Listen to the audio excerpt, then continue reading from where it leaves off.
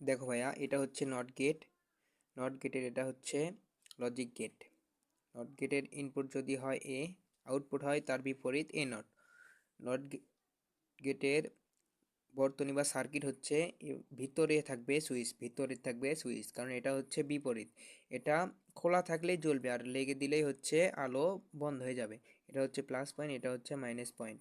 এর ইনপুট একটা, আউটপুট হচ্ছে একটা। তো এইভাবে আমাদের নট গেটের লজিক সার্কিট আঁকাতে হয়।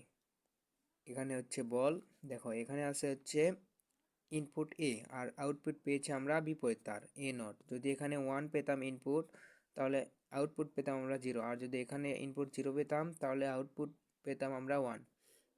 এখানে দেখো সুইচ মাঝে, এটাই হচ্ছে নট গেটের সার্কিট। সব সময় মাঝে সুইচ হবে, এভাবে তোমরা নট গেটের সার্কিট আঁকাবা।